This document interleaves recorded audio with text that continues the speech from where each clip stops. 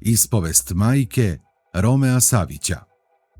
Uskoro će se pred Beogradskim okružnim javnim tužilaštvom naći zahtev za pokretanje istrage o smrti kontroverznog Romea Savića. Institut za sudsku medicinu je svojevremeno dao zvanično mišljenje da je ovaj 24-godišnji mladić, koji je za samo nekoliko godina uspeo da stekne zavidno bogatstvo, umro 8. novembra pretprošle godine prirodnom smrću usled komplikacija nastalih zbog urođene srčane mane.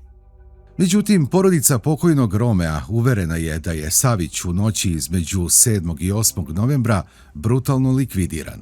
Romeo je rođen potpuno zdrav sa svim pozitivnim lekarskim nalazima, kaže majka Romea Savića. Ja imam zdravstvene kartone i za školsku i za predškolsku decu sa rezultatima sistematskih pregleda i iz njih se jasno vidi da je imao potpuno zdravo srce. Osim toga, Romeo je bio i sportista i svakodnevno je išao na bildovanje. Gospođa Olga Savić-Tomić, stoga najavljujući zahtev za pokretanje istrage koji će podneti tužilaštvu preko svog pravnog zastupnika, ali i tužbu protiv Beogradskog urgentnog centra MUP-a Srbije i Instituta za sudsku medicinu. Zašto?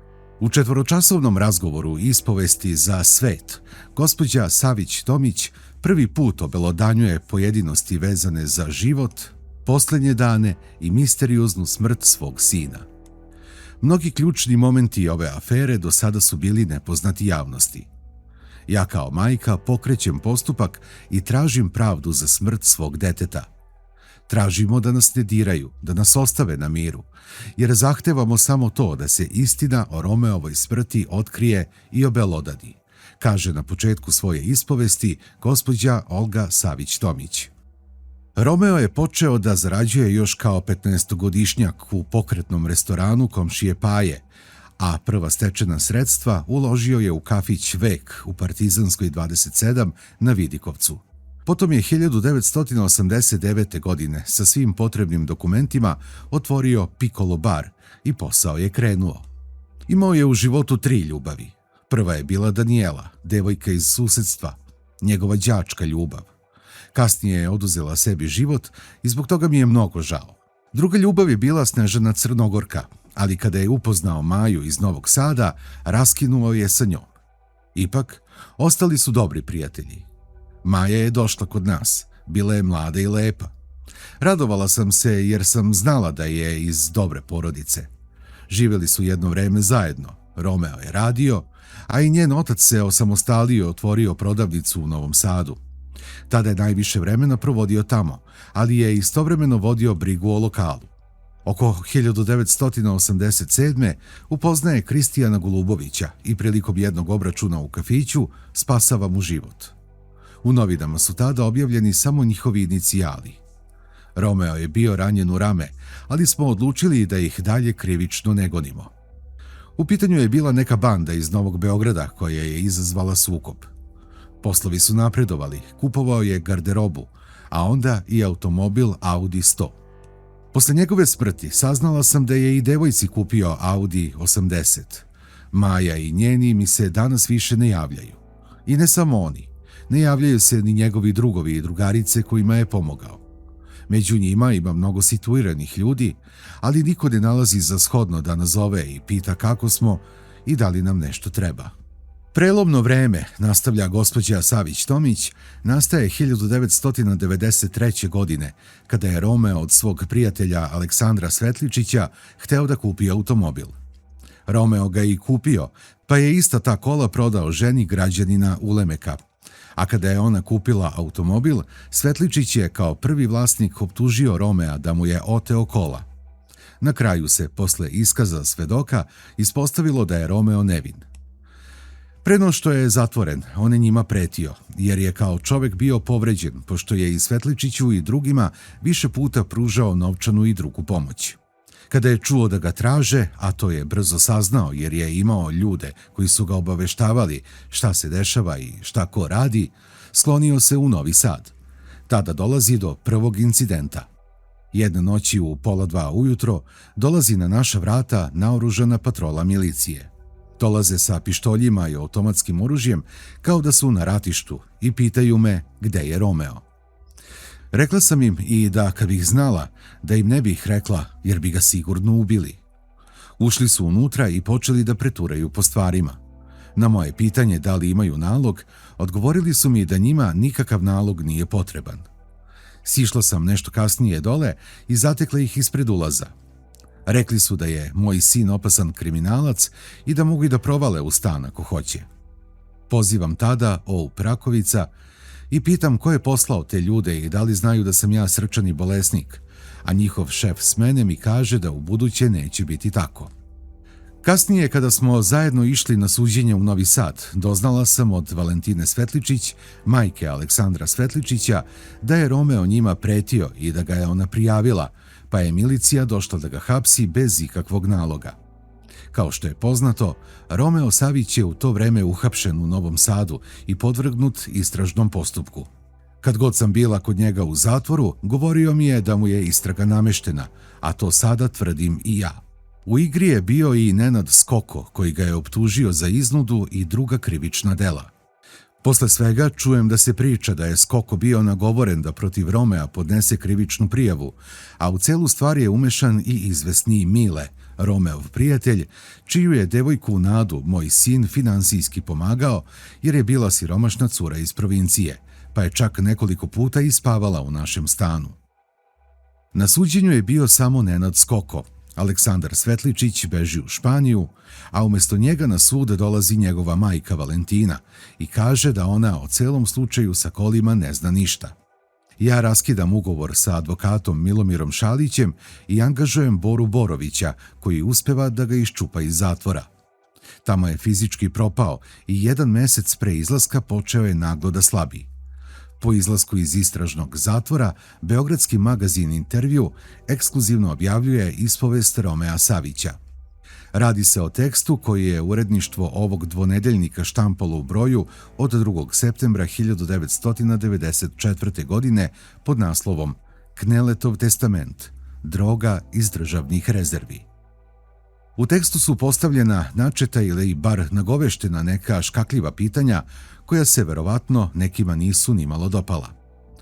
Tu izjavu je dao iz revolta, pokajao se i koštala ga je života. Mnogo je znao i mnogo je govorio i zato je ubijen. Ali mi ništa o svemu tome ne znamo. Čula sam da je postojao spisak od 10 ljudi koje treba likvidirati i Romeo je bio 6. na toj listi. Zato je doznao još 1993. ali tome nije poklanjao pažnju. On nije mogao da veruje da tako nešto postoji. Odmah pošto je izašla izjava u Intervjuu, dolazi iz MUP-a i traže Romea. Nisu mi rekli zašto. Ja sam preko telefona kazala da ga je tražio Bosnić iz MUP-a. On se odmah javio, iz Novog Sada došao u Beograd, otišao kod Bosnića u odeljenje za narkotike i tamo su ga 3-4 sata ispitivali zašto je dao tu izjavu. Oni su bili dužni da ga zaštite jer je to otvorilo put borbi protiv droge. Kad sam zvala Bosnića, rekla sam mu, mog sina pojeo mrak, a ja vas lepo primila. A on mi kaže da je Romeo umro od droge. Ja sam njega 3 sata ubeđivao da povuče tu izjavu, ali on nije hteo. Znači, znao je i smaknut. Najintrigantniji, ali i najpotresniji deo ispovesti gospođe Olge Savić-Tomić je ovaj koji sledi, a govori o posljednjim danima i smrti Romea Savića. Šta se dakle dešavalo u noći između 7. i 8. novembra 1994. godine i neposredno posle toga? Posljednje dane je proveo u kući u obližnjem kafiću. Bio je psihički preopterećen zbog svega i pričao mi je da ga prate i jure. Kad god je bio kod kuće, govorio mi je da ne otvaram vrata nikom nepoznatom. Rekao mi je da mora preko granice, inače je gotov.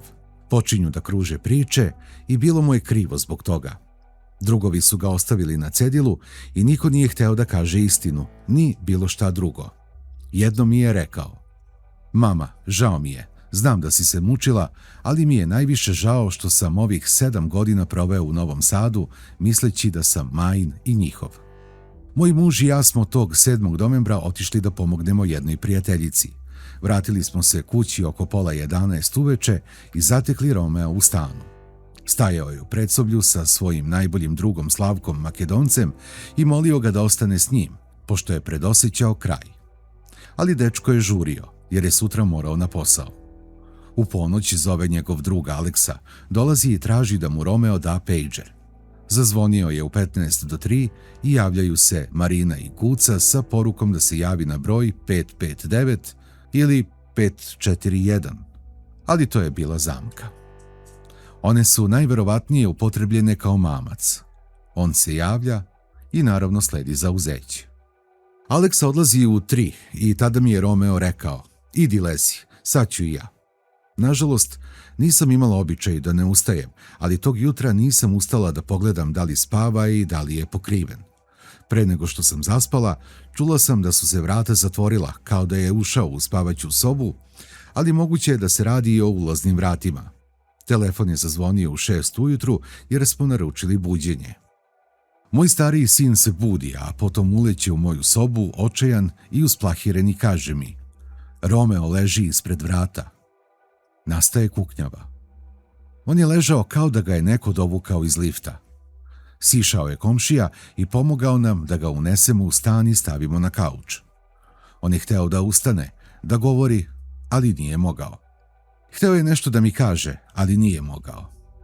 Moja greška je bila što mu nisam dala parče papira da mi napiše šta hoće da kaže, jer sam sigurna da bi napisao komu je to uradio. Uspeo je jedino da mi da migavac od kola koji je čvrsto držao u levoj ruci. Sve vreme je drhtao kao da je otrovan. Uzeli smo taksi i prebacili ga u urgentni centar. Pitaju šta je s njim. Govorimo o zadebljanju jezika, jakom drhtanju i žućkasto beloj tečnosti koja mu stalno teče iz usta.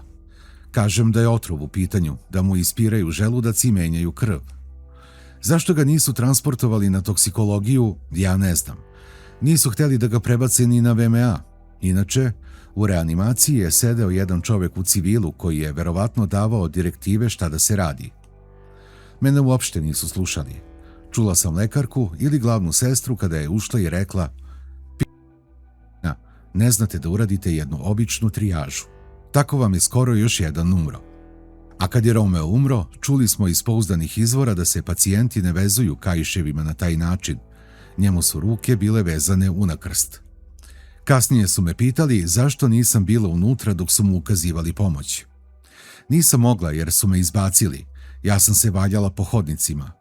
Na apele da mi kao srčanom bolesniku pruže pomoć u početku uopšte nisu odgovorili. Istog dana kada je umro, saznajemo da je Romeo otrovan. A 3 dana kasnije, žena koja radi u Institutu za sudsku medicinu javlja nam da je u pitanju otrov. Dan posle sahrane, dok su još uvek svi bili tu, a rođaci i prijatelji dolazili da izjave saučešće, zvoni telefon, a sa druge strane trešti muzika. Shvatila sam da proslavljaju Romeovu smrt. Potom, poruka na pejđeru. Stigla sam, ništa novo, čućemo se, Milica. Proverili smo u Bel Pačetu i ispostavilo se da su poruke izbrisane pre roka od 24 sata. Romeo Savić je umro u 7 sati i 15 minuta ujutro. Istog prepodneva ceo Beograd je saznao za njegovu smrt, a čaršija je brujala od najneverovatnijih i sasvim oprečnih verzija događaja. Porodici su vraćene njegove stvari: trenerka, majica, papuče, donji veš i ključevi, ali bez priveska koji se nalazio na njima. Usput se zagubilo i nekoliko stotina nemačkih maraka koji su se nalazili u džepu Romeove trenerke. Otac i njegov stariji brat predložili su da se uzmu otisci sa garderobe, ulaznih vrata i svih sumnjivih predmeta, ali službenici MUP-a nisu došli, poručivši da se otisci ne mogu uzeti jer pokojnik nije ubijen iz vatrenog oružja, odnosno nije upucan. Inspektor Vladan Benifagić je odmah predložio obdukciju, priča gospođa Savić-Tomić. Obdukcioni nalaz koji smo dobili posle 3-4 meseca, jer su se najverovatnije dogovarali šta da stave u njega, pokazuje da je umro od urođene srčane mane koju on nikada nije imao. Svi vitalni organi su bili potpuno zdravi. U Palati pravde nam je gospođa Nada Majinić kazala da sa takvim nalazom komisije veštaka ne možemo da pokrenemo krivični postupak. Ovaj nalaz potvrđuje jedino prisustvo telesnih povreda, masnice na desnoj i levoj miški, udarac u čelo i ogrebotine na prstima obe noge. Čini se kao da su ga vukli i dovukli odnekud do ulaznih vrata. Sve u svemu ostaje da se vidi hoće li ceo slučaj biti zaključen lekarskim nalazom kao pre 1,5 dana ili će ipak biti pokrenuta istraga. Gospođa Savić-Tomić i njena porodica izgledaju prilično odlučni u svojoj nameri da stvari pokrenu sa mrtve tačke.